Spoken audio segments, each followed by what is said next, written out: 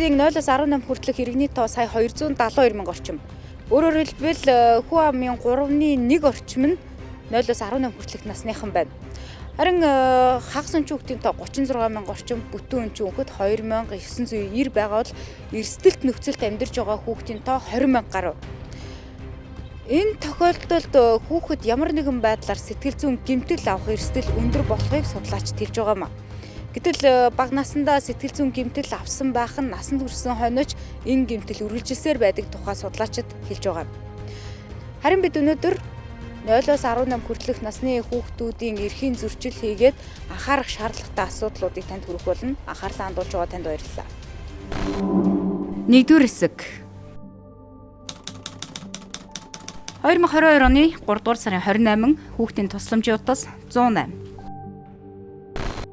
Нэг сартаа хүүхэдтэй эхнэр нөхөр хоёр маргалдаж хөхүүл хүүхдээ хоёул орхиж одсон.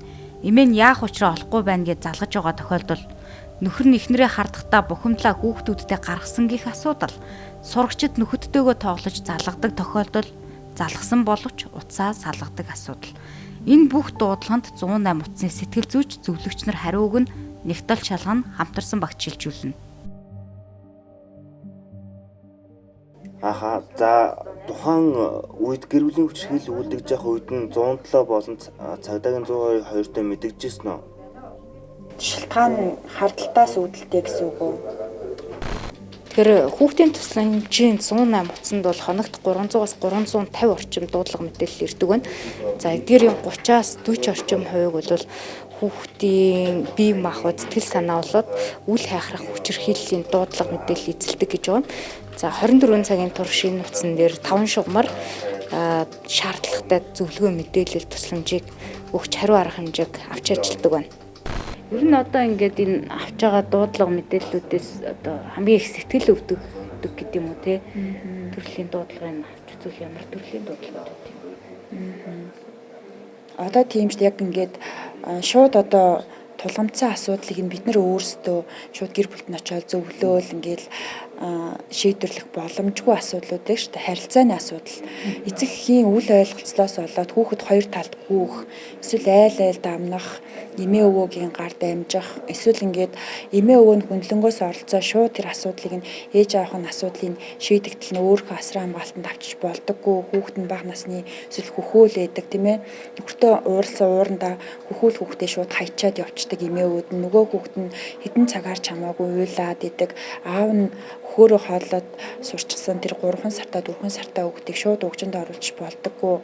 Тэгээд тэрвээ дуугаалж болдоггүй. Тэний тийм хэцүү асуудлууд байдаг шүү дээ. Эднэр айгүй хэцүү байдаггүй. Ер нь бол хүний гар харж байгаа ээжийн асран хамгаалтаас шалтгаалж хүн болох үгүй гэдгээ шийдэгдэж байгаа, хүлээгдэж байгаа тэр жоохон хүүхдүүдийн л одоо нялх нь яраа хүүхдүүдийн асуудал айгүй хэцүү байхгүй юу? Одоо таны хувьд өдөрт жишээлбэл хэдэн дуудлага мэдээлэл авч байна? Тийм, ер нь бол шугам бүр дээр яг энэ тэнцүү орж ирдэг л дээ. Нэг хоорондоо нэг 5-10 дуудлага нэл зөрүүтэй байдаг. За өдөр 450 дуудлага авлаа гэхэд нэг 100 гаруй дуудлага авч жишээний.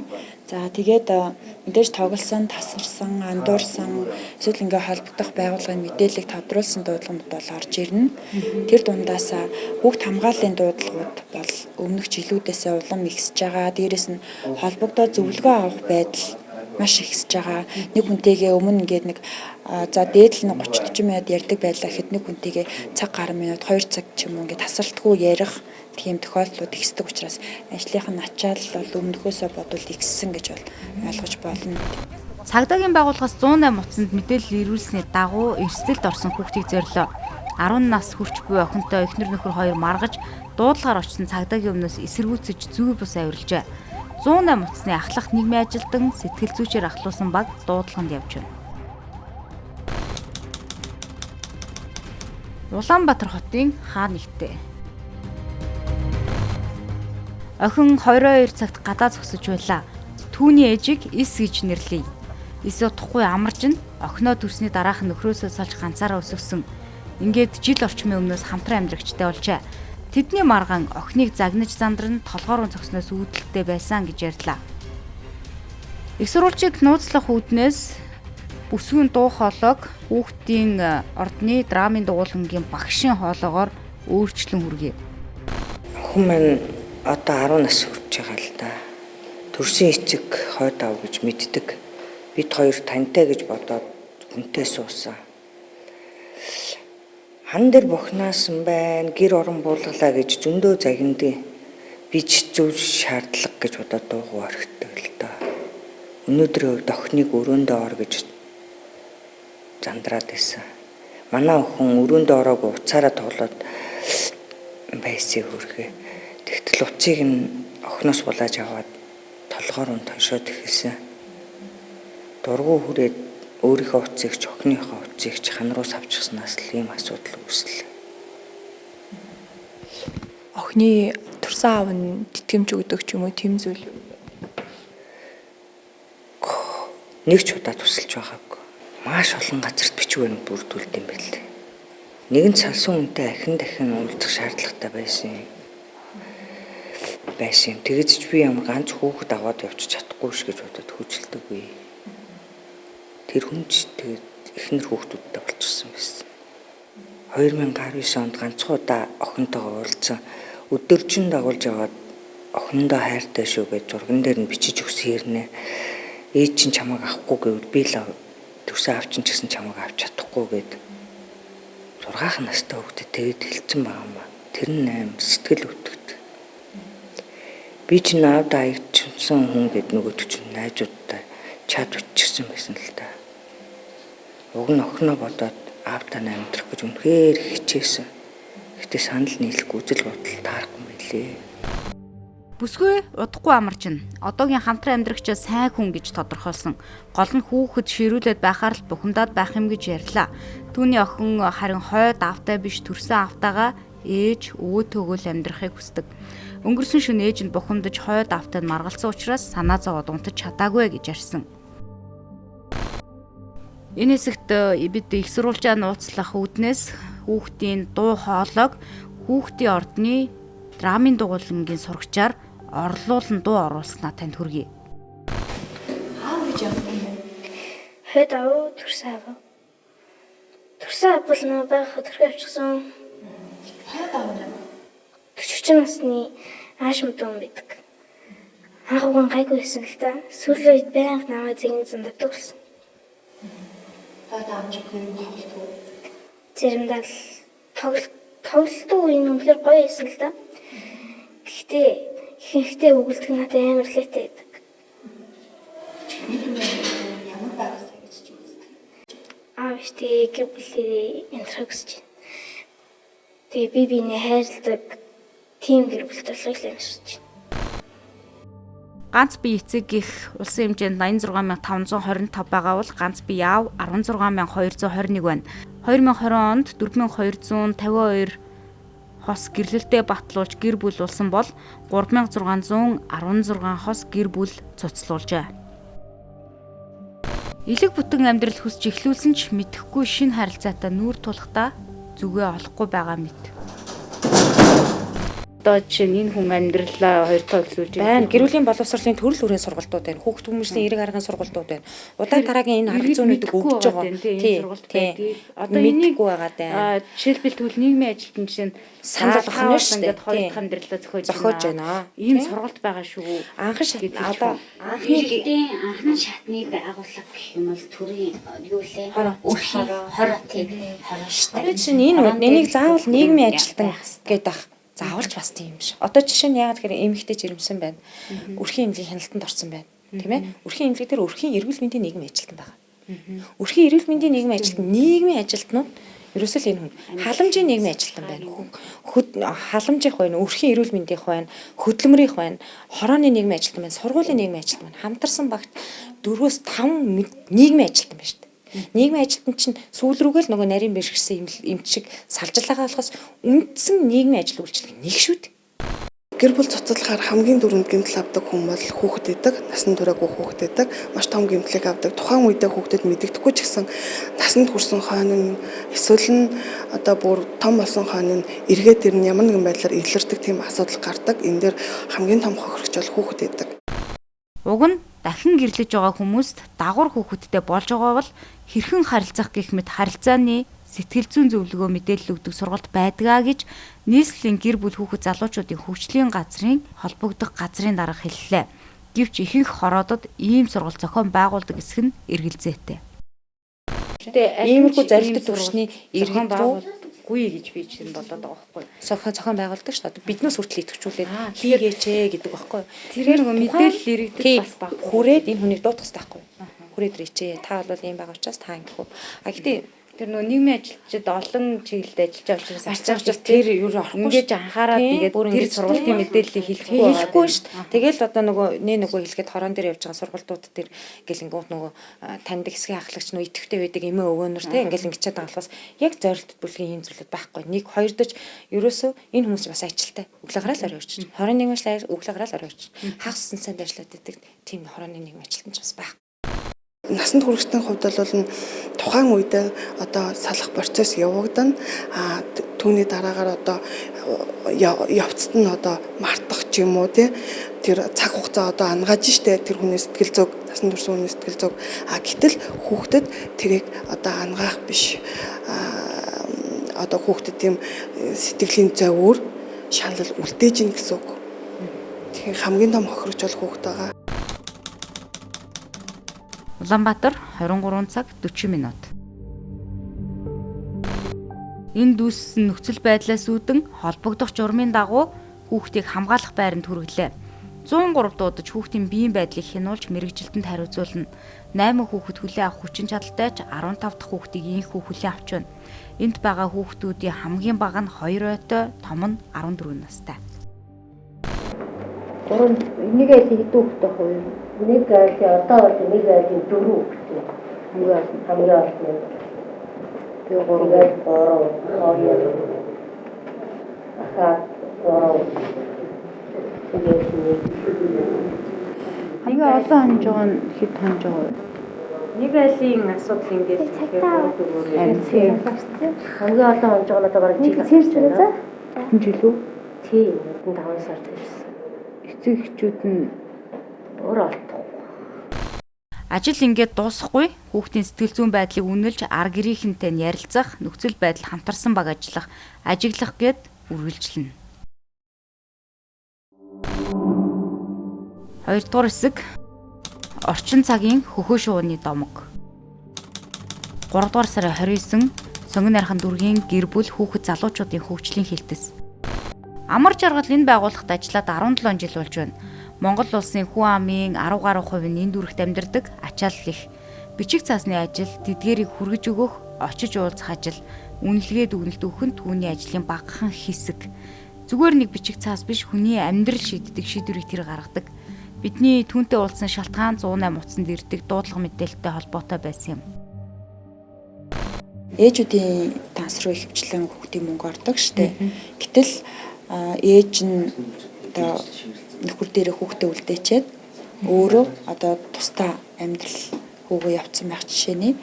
За тэгтэл ингээд би ингээд хүүхдээ асарч хамгаалж байна. Эхнэр ингээд надаас тусдаа амьдраад одоо хамтран амьдрахшаа болоогүй ч гэсэндээ тусдаа амьдралтай болоод одоо хүүхдтэй ороос тусдаа амьдрдаг бодлоо удаж байна. Гэтэл халамж дээр очиод энэ асуудлыг ингээд явах гэхээр ялчгүй одоо гэр бүлийн баталгаатай тэмээ хүүхд надаараа угуулдаг бид гурийн бүртгэл бол нэг тансан дээр яваад идэг. Гэтэл яг бодит амьдрал дээр юм байна гэдэг энэ асуудал маш их яригддаг байхгүй юу? Хүүхдийн мөнгийг аваад өөр юмдаа зарцуулаад тэр мөнгөөрөө амжихаагаа залгуулад яваад идэг. Гэтэл аав нь хүүхдээ өөр өсгдөг. За өчтөрийн байдлаар манайхаа Сонгон найрхан дүргийн хэмжээнд 7 дуудлагуулаа авсан. 7 дуудлагаас түр хамгаалал хүүхд хамгааллын хариуцлага түр хамгаалал байранд очсон бол 7 хүүхд байгаа. Нэг айлын 3 хүүхэд, нэг айлын 4 хүүхэд үл ахрах хүчрэлд орсон. Дүүргийн хэмжээнд 124 мянган орчим хүүхэд амьдардаг. Эдгээр хүүхдүүдийн тодорхой хэсэг нь гэр бүл салалтын хохирогч болжээ. Зөвхөн нэг жишээ дурдъя. Төрөөс хүүхдэд олгож буй мөнгийг хүүхдээ өсгөөгүй хэрнээ эцэг эхчүүд нь авч өөрсдөө зарцуулдаг асуудал. За 12 сард оны сүүлд 12 сард ихэд 44 хүүхдийн мөнгөнд тэтгэмжийг бид нэр зогсоосон байна. Зүгээр зогсоохон шүү дээ. За ингээд дараа нь бид нэр хүүхдийн мөнгөнд тэтгэмжийг оны эцэст бас ингээд юу яасан өргөжлүүлэн олгосон гэх мэт энэ яг ингээ ангилаад гараад ирж байгаа байхгүй. Жишээ нь одоо 3 сарын хүүхдийн мөнгөнд тэтгэмж маань сонгон хайрхын дүүрэгт 89 өргөдөл ирсэн байгаа байхгүй манад. Төр зөксөөё. Тийм төр зөксөөё ингээ өргөжлүүлье. Би одоо ингээд ингэчлээ одоо ингээ өргөжлүүлээд авъя гэд. За энэс 85-ыг нь би шийдвэрлсэн байгаа. За энэний бол учир шалтгаан нь болохоор эцэг их нь ор сургууй алга болсон 25 хүүхэд. За хүүхдээ асран тижих өөргөө үл биелүүлсэн ингээ 59 гээд. За ер нь бол голцоо яг энэ хоёр заалтаар энэ хүүхдүүдийн мөнгө зогсоод байгаа байхгүй юу? Улсын хэмжээнд хүүхдийн мөнгө зогсоох хүсэлт 2021 онд 596 байсан бол энэ оны 1-2 сарын байдлаар 164 хүсэлт иржээ. Үүнээс 97-г нь шийдсэн байна. Харин сонгон хайрхан дүрэгт зөвхөн эхний 3 сарын байдлаар 89 мэдээлэл ирсний нэгийг танд үзүүлье. Бид сонгон хайрхан дүргийн оршин суугч Ахмад Настанг зорж явааны түүнийг Д гэж нэрлэе. Иргэндээ өдгөө 80 насны босыг давсан ач хүүгийнхээ хүүг өсгөж яваа. Ой гарантай хүүгээ ээж нь өөрөөрөө овоглоод орхиж явснаас хойш 5 жил орчим болж байна. Эмэгтэй хүүхдээ орхисон ч хүүхдийн мөнгийг орхисонгүй. Өнгөрсөн хугацаанд төрөөс сар бүр ордог хүүхдийн мөнгийг авч байжээ. Энэ жил хүүхэд сургуульд орсон учраас өөрт нь энэ мөнгийг зарцуулъя гэж дүргийн мэрэгчлэтнүүдэд хандснаа нинэ. Тэр охины ээж нь л аваад итгэн шиг байна. Ээж нь өөрөө аваад зарцуулаад байна гэсэн тийм. Гэхдээ хүүхдээ бол эргэж ирсэн өнгөрсөн. Ус ирдгүй шүү дээ. Би л одоо өдөө хэрийн л өсгөл өгч ин тэгээд энэ эцгэндээ яг нэг ажил хийсэн болол. Тэгээл байжлаа нэмэгдэхүү тэгээд энэ хитэнтэй өрөө нь олдох юм уу мэд. Хүүхдийн мөнгө нь бол 5 жил бол ээж нь авцсан. Тэгээд 6 сарын өмнөөс зогсоолгосон юм байна тийм ээ. Тэгсэн би 9 сард яасан юм л да. Нөгөө нэг мөнгө юуг нь яана гэд нэг яриа гараад хорооноос намайг дуудсан чинь л та юу ялаа гэл. Өргөдөл хөт яцгалсан. Энэ тохиолдолд одоо ээж нь болоод хүүхдийг аавын нэр дээр болгоод тэгжээж одоо хүүхдийн мөнгийг хүүхдэд өөрт нь зарцуулах боломж хүрдэнэ гэсэн үг. Тий. Одоо энэ тохиолдолд болохоор хүүхдээ яг харахгүй ээжээрээ овоглцсон байгаа. Тэгээд энэ нөгөө төрсний гэрчлэгэн дээр нь хууль ёсны асар хамгаалагч нь ээж нэгэд байдаг. Аав гэдэг хүний нэр байхгүй байгаа байхгүй юу? Тэгэхээр одоо энийг зохицуулт энэ хүүхдийн мөнгөнд тэтгэмжийг нь зохицуулт хийхэд тулд яг харахгүй одоо ээж нь болоод ээж өөрийнхөө хүсэлтээр за яг амьдрал ингээд зохиогоод өөр хүнтэй суудсан байлээ гэж бодоход бол өөрөө өргөдлөө өгөөд за энэ одоо энэ хүүгийн маань аав нь төрсөн эцэг нь энэ юм байгаамаа гэд иргэний улсын иргэний бүртгэл дээр очиод ингээ хоорондоо энэ аав нагамаа би ээж нагамаа одоо энэ хүүхдийг аавынхын нэрээр ингээд оглуулах хүсэлтэй байна гэд өөртөө хүсэлтэд тавиад зөвшөөрлөө өгөөд гэх юм бол улсын иргэний бүртгэлээр бол аавынхын нэрээр нь бол хүүхдийг авах нэрээр нь өөрчлөөд шинээр гарах боломжтой. За ингэсэн тохиолдолд бол хүүхдээ хууль ёсны асар хамгаалагч нь яг аав гэдгээрээ ороод тэгээд аав бол хүүхдийнхээ өмнө 18 нас хүртэл одоо нэг дижин тэтгэх сурч боловсрох бүх өмнө одоо хүүхдтэйгээ өмнө хариуцлага өрөөд ингээд бас дээрээс нь хүүхдийн мөнгөнд тэтгэмж энэ халамжийн мөнгөний асуудал нь бол аавынх нь хамтран эзэмшигчээр нь шийдвэрлэх бүрэн боломжтой. Тэр ээж л олдох хэрэгтэй байгаа. Тий одоо харин энэ ээжиг л олцгол юм бол тэгэл энэ хүүхдийн одоо тэгээд одоо наацах нь одоо энэ хүүхдүүдийг бас ерөнхий боловсролын сургуульд юм уу цэцэрлэгт хараалын давагдсан шүү дээ. Тэгэхээр чи нөгөө ээж нь нөгөө ээжээр авахтаа болохоор ингээл сургууль бол сургууль цэцэрлэг бол цэцэрлэг нь ингээл бүртгэлийн асуудал нь хүртэл энэ хүүхдэд хэрэг хашин ингээ хөндөгдөж явдаг байхгүй юу. Тэгэхээр ер нь бол одоо энэ ээж гэдэг хүн бол яг өөрсдийнхөө өмнө хүлээсэн үүрэг хариуцлага их хүнийхээ энэ үүрэг хариуцлага ухамсартайгаар ингээд өөртөө энийг үүргээ хүүхдээ 18 нас хүртэл тэжээнд тэтгэх сууж боловсрох бүх үүргээ ингээд ээж хүн өөрөө биелүүлээч энэ сурвалжлагддаг прокурор нь зөвшөөрлөдөө. Тэгэхээр би болохоор тийм эрх бүхий хүн биш болохоор эрен сурвалжилж болохгүй. Тэгээд цагдаа энэ журам дээр болохоор бас нэг алдагдaltaй юм байгаа байхгүй. Энэ дээр журам дээр болохоор яг хүүхдийн улсын байцаагч халамжийн ажилтан ингээд улсын байцаагч ингээд ийм дүгнэлт гаргана гэд заагаад өгсөн мөртлөө алга болсон ээж нарыг цагдаа эрх бүхий одоо тэр гэр бүлийн хөгжлийн хилцтэй хамтраад ингэж ээжийг нь олж өгөөд ингэж одоо энэ мөнгөнийх нь асуудлыг шийднэ гэсэн юм нөгөө цагдаатай холбоотой юм тусгадаагүй. Бид бага насны хүүхдийг дуртай үедээ эрхлүүлж бас дуртай үедээ хайчдаг байж болохгүй. Яг нийгэмд нэг юм давхраг үүссэн юм шиг нөхцөл байдал газар дээр харагдаж байгаа. Дуртай үедээ хүүхдийг төрүүлчихэд эргээд үүрэг хариуцлагаа ухамсарладаггүй байх ийм нөхцөл байдал нийгэмд байна. Наад зах нь төр хүүхэдд сар бүр тэтгэмж олгодог. Гэхдээ эцэг эхчүүд нь өөрсдийнхөө нэр дээр авдагч үр хүүхдээ өсөхгүй байгаа тохиолдол байна. Энэ мөнгө хүүхдийг бүтэн тойрнуулж боловсрал олгоход хангалттай биш, идэх хоолыг нь өдөр тутамд нь хангахад хүрэлцэх хэмжээний мөнгө.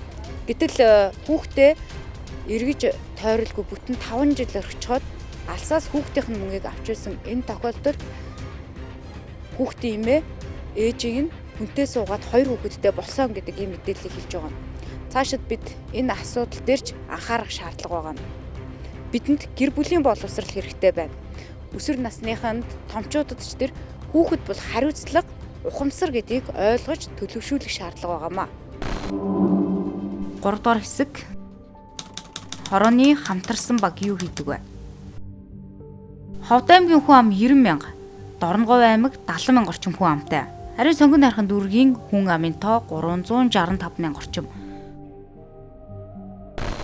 Хүн амын тоогоо дагаад хэрэг зөрчилж их төрийн бодлогыг иргэдэд ойртуулах үүднээс зарим хороодыг 2 хувааж шинэ хороо байгуулсны нэг нь хэсгэ. Тухайн үед 26 дугаар хороо 20,000 хүн амтай байсан. Тэгээ манай хуваагдахтаа 2500 их 9437 амтайгаар хуваагдсан. Одоо тэрнээс ч 3 жил болж байна. Бас харьцангуй хүн амтай. Тэгээ яг газар нутгаараа бол Улаанштай хогийн цэг манай хоромд ордог. Өө ч 26 дугаар хоронд байсан. Тэгээ тэр нөгөө нэг ялгаад өгсөн байлээ. Тийш хогийн цэг манайх тэр байлаа. Галбаасаар хэлэгддэг. Нарангийн гэр оршуулгахдаа одоо өөр юу вэ? Онцлог яв. 2022 оны 3 сарын 29 Улаанчлуудын хогийн цэг орчим. Дүүргээс мэрэгжилтнүүд хорооны нийгмийн ажилтныг авах шаардлагатай дуудлаганд явж байгаа нь. Яг эрслийн үнэлгээгээр өндөр гэж төлөвлөсөн байлоо. За тухайн айлмаа нь бол өмнө нь 108 оцны дуудлага мэдээлэлээр орж ирж исэн. За өмнө нь бол хүүхдүүдийн эрхийг зөрчөөд хүүхдүүд насрамж халамжийн төв рүү шилжсэн байжгаад за хорооны хамтарсан баг хуралдаад хүүхдүүдийг одоо ар гэрт нь иргэн нэгтгэх боломжтой хүүхдийн эрхийг одоо цаашид хангаж аав ээж нь байх боломжтой байна гэсэн хамтарсан багийн шийдвэр гараад хүүхдүүд нь ар гэртээ иргэн нэгтгэсэн байсан боловч одоо ар гэрийн зүгээс хүүхдүүдийн сурах эрхийг зөрчиж хүүхдүүдийг сургуульд нь явуулахгүй байгаа ийм нөхцөл байдлаар 108 оцсон дуудлага ирсэн учраас тухайн дуудлага мэдээллийг одоо тус хороор шилжүүлээд за тэгээд хорооны хамтарсан багийн нийгмийн ажилтан маань тухайн айлд одоо үнэлгээ хийж нөхцөл байдлыг тодруулах гэж ирж байгаа ийм нөхцөл байдалд одоо хорооны нийгмийн ажилтан бол орсон байна. Үгээс юм чинь ингээд би нөгөө ажлынхаа юунд толгойд ингээд зураг авчий за. Эрсдлийн үнэлгээ хийж байгаа нинэ. Асрамжийн газраас эргүүлэн авсан 2 хүүхдээ сургуульд явуулаагүй завсардуулсан шалтгаанаа ээж нь өөр сургуульд шилжүүлэхээр болсонтой холбоотой гэж тайлбарлсан 4 хантай энэ гэрт 9 хүн амьдардаг. Хамтарсан багийнхны анхаарал хандуулж очсон 2 хүүхэд байсангүй. Харин ээж нь 18 настай гэж хэлсэн охиноос гадна ой гарантай 2 хүүхэдтэй хамт байсан юм. Саяны айлвал чинь энэ 18 настай хүүхэд гаргацсан юм тий. Тий одоо энэ бол яг зүгээр юу яахгүй их чинь байхгүй. Тий энэ манай 2 нөгөө хүүхдийн маань их чинь. Эдний бол юу гэхээр гэтээ өөрөө хүүхэд гаргацсан юм байна тий. Тий. 18-тай нь яг зүгээр 18-тай л гэж байгаа болохоос яг бол юу байхгүй юу. Насан туршаагүй байхдаа хүүхэд гаргасан гэсэн үг үү? Гүг би сая 18 л гэж хэлж байгаа болохоос 18 юу яг баримжаагаар хэлж байгаа бол би бол одоо юу гэж ихээр яг бичиг баримтдаг шүү дээ. Одоо яг энийг ингээ хараад одоо бүх юмнуудыг ингээд бичиж аваад ингээд үнэлгээ хийгээд ингээд яддаг байхгүй. Тэгэхээр одоо юу гэж ихээр энэ нөхцөл одоогийн юунд сайдруулж зүгээр би өөрөө айлаа мэдж байгаа учраас эдний мэдээллийг өөрийнхөө яг юугаараа бичиж байгаа байхгүй. Хүүхэд нь тэгээд яг нөгөө насан туршаагүй байхдаа хүүхэд төрүүлсэн гэсэн үг юм уу? Хүүхэд нэ. 18-тай том охин нь шүү дээ тий. 18-тай.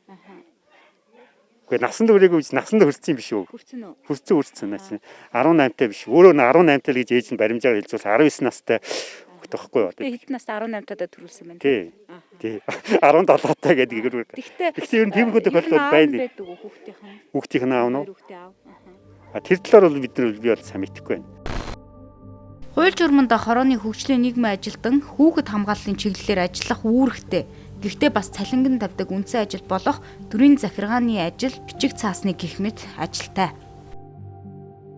Хорооны нийгмийн ажилтанд яг ингээд хүүхдийн эрхийн зөрчилтэй одоо энэ болгоныг хянаж шалгаад одоо явдаг тийм боломж болцоо нь хэрүүдий нөгөө төрийн захиргааны ажил бичиг цаасны ажил байдаг. Ийшээ бас явах хэрэгтэй байдаг гэдэг ингээд. Харин тийм. Ер нь бол яг тэгэхээр ажил үүргийн хувьд бол бид нар чинь нөгөө төрийн захиргаа гэдгээр бас нөгөө хорооны бас өдөр тутмын шаардлагатай бас яаралтай тийм ажил гарвал тэр нь бас дайрчлагдах асуудал байна л да. А тэр ажлынхаа хажуугаар бас энэ тухайн кейс мэс болон холбогдолтой юм асуудлууд бас явна. А тэгээ эднээсийгээ болохоор заримдаа бол бас ажлын бус цагаар энэ юу бол шаардлага гарах юм яалтаа тохиол 72 цагийн дотор үнэлгээ хийх нэг хуулийн журамтай байдгийг. Тэр журмынхаа дагуу бол 72 цагт бол хизээч хамаагүй шаардлага гарвал ямар ч үсэн явдаг. А тэгээ гол нь одоо нөхцөл байдал дээр биднээсийн нэг нийгмийн ажилтнуудын гол одоо яригдаад байгаа юм чинь болохоор юу байж байгаа гэхээр энэ хуулийн ажиллах нөхцөл аюулгүй байдал бол хуулийн энэ нөхцөл байдлын юмнууд нь бол тодорхой хэмжээгээр бас юутай жоохон дутагдaltaй байдгийн тий. А тэгээд тухайлбал одоо гэх юм бол жишээ нь бид нар одоо ингээл явхад унаатай унаагүй гэл би өөрөө л одоо машин жолооны үнэлэхгүй машин барьдаггүй. А шаардлагатай тохиолдол одоо яг ажлынхаа одоо шинэ хэсгийн ахлагчтай ч юм уу ингээ хамт эсвэл автобусан суугаад тэгээ ойрхон айл майл бол ингээд алхаа ч юм ингээд очдөг. А тэгтээ дор хаяж хэсгийн ахлагчсан хамгийн гүмэхэд хэсгийн байцаагч өрхийн эмч ч юм уу тухайн нөхцөл байдлаас шалтгаалж хамтарсан багийн аль нэг гишүүнтэйгээ хамт явдгийг хоёулаа явах заавал явах хэрэгтэй. А энэ бол нэг аюулгүй байдлын болон ямарваа нэг хувь хүний өөрийнх нь дараач одоо шинэ ямар нэгэн асуудал гарахад би өөрөө ганцаараа байсан бол нөгөө хөндлөнгийн гэрч ч юм уу эсвэл эргээд нөгөө тухайн асуудал дээр хэрхэн яасан талаар хоёр хүний шийдвэр гэдэг чинь нэг хүнийхээс бол тодорхой хэмжээгээр бас юу яана гарна. Тэгээд дээрэс нь орой үеийн цагаар бас явбал нохоо шуу гэрэлгээгээ гэл ингээд өвлийн цагт бол бүр харахгүй болдог, таранхгүй болдог үед бол жоохон өндөрлөлтэй байдаг. А тэрнээс одоо энэ дулаан болцсон гэрэлгээгээд ийм үед бол бас яг тодорхой хэмжээгээр айл өрхөөр явахд бол асуудал өндөр. Та хэд бол саягаа явахд харлаа шүү дээ. Манайх бол одоо бас тодорхой хэмжээгээр дэд үтс ингээд тавигдаад загсмал зам автобус энэ төр ингээд юм шийдэгдээл байгаа. Гисэн хэдий ч нөгөө юу яадаг. Яг бүр ингээд 100% бас яг гэрэлтрлэг ингээд тавигдж байгаа бас орой үеийн цагаар бол ингээд хорон дээр хүүхд хамгааллын нийгмийн ажилтнаа жуулан байх хэрэгтэй л. Яг зөвхөн яг хүүхд хамгааллын ажлаа хийдэг те. Одоо энэ нийгмийн ажилтан маань одоо байгаа хөгжлийн нийгмийн ажилтан маань те иргэдийг хөгжүүлэх те урлаг спорт те юу гэдэг энэ талаас нь ингээ яг энэ ажлаа хийгээ те. Юу гэдэг шагнал дурамжид бүх юм энэ төр хийж байгаа шүү дээ. Энэ хүмүүс яг энийг хийгээд хорон дээр дахиад нэг оронтой бүсд оронтой нэмээд хүүхд хамгааллын нийгмийн ажилтан гэдэг. Хүүхд хамгааллын нийгмийн ажил нь зөвхөн те гэрбэлэр хичээл хүүхд хамгааллын ажлыг л хийдэг. Тэр хүнд өөр тийм ажил даалгахгүй. Энэ бүтцээр бүр даалгаж өгөөч шаардлагагүй. Чи зөвхөн энэ хамгааллын ажил дээр л ажиллах ёстой. Тэ? Энэ хүүхдийн асуудалтай, энэ гэр бүлийн асуудалтай. Энэ бол зөвхөн чиний ажил шүүгээл нэг хүнд эзэнзүүлчих юм бол тэр хүнд яг зөвхөн тэрийг хийх боломж нь бүрдэнэ. Илүү ажлын үр дүн илүү арах юм болов уу шаардлагатай. Хамтарсан багийн бүр гишүүд яг мэдээж оролцоо байна л да. Адилхан бүрэлдэхүүн бүтцээр явж л. А гэхдээ энэ норон дээр зүгээр яг энэ хүртээмжийн хувьд харах юм бол хамгааллын ажлыг илүү сайн болгоё гэж бодох юм бол хүүхд хамгааллын ажилтныг хангашинтай нэгдээр заавал тавьж өгвөл илүү үр дүнтэй л. Танай хорооны хамтарсан баг энэ гарсаар хэдэн удаа болцсон? Одоо хийдэг юм бол ямар ч 500 болцсон баг. Энэ нийгмийн ажилтнаас тодорхойлохгүй юм гэдэг. Зарим тохиолдолд засаг дарга байхгүй тохиолдол байдаг гэсэн. Нөгөө хурал болгон дээр сууж амжтгүй л дээ. Ажил ихтэй байна. Тэгвэл манай нөгөө багч нь 7 хүнтэй нөгөө хэд мань эрцээ бүрдүүлээд мэржлээр зүгөө явна. Зарим тохиолдолд би өөрөө бас банк суугаа явуулдаг. Нэвтрүүлгийн төгсгөлд сургууль түүнээс хэдхэн алхмын зайтай барилга барьж байгаа асуудал. Хүүхэд ямар орчинд амьдарч ямар нийгэмд торниж байгаагийн илэрхийлэл нь энэ юм. Хүүхэд хамгааллын орчин нөхцөл нийгмийн тогтолцоог сайжруулах үүднээс төсвийг тавьж мөн цагдаагийн байгууллага дээрч хүүхдийн байцаагчтай болсон хэдий ч тэд өнөөдөр хэрхэн ажилладаг нь тодорхойгүй байна. Иймээс өнөөдрийн дугаарт хүүхд хамгааллын орчин нөхцөл хийгээд анхаарах шаардлагатай асуудлыг та бүхэнд хүргэлээ. Нийгмээрээ нэг давлгаалаад тэгээд орхичихдаг байж боломгүй учраас өнөөдрийн дугаарыг бэлтгэлээ. Анхаарлаа хандуулсан танд баярлалаа.